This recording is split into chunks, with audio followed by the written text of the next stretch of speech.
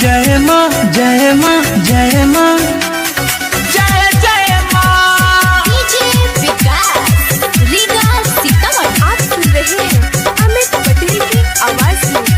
होई है दुर्गा काली, होई है पार्वती, होई है दुर्गा काली, होई है पार्वती। तो जरा के अगरबत्ती बोलो जय जय माँ सरस्वती, जरा के अगरबत्ती बोलो जय जय माँ सरस्वती। जय जय मैया, जय मैया, जय मैया, जय मैया। DJ Vikas Riga Sitamarhi. Presented by Lovely Films production.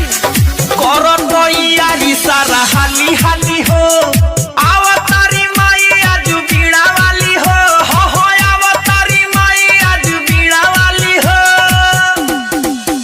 और करो तो यारी सारा हाली हाली हो, अवतारी माई आज बीड़ा वाली हो अवतारी माई आज बीड़ा वाली हो। होई है तो सुधारेली हो बिगड़ल मती।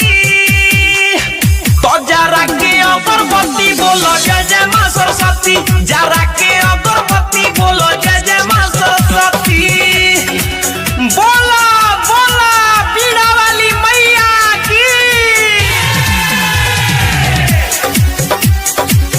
आप सुन रहे हैं अमित पटेल की आवाज में।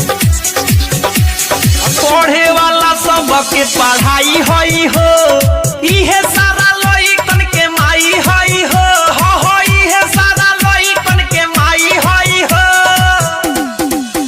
और पढ़े वाला सबके पढ़ाई होई हो, इहे सारा लइकन के माई होई हो इहे सारा लइकन के माई होई हो।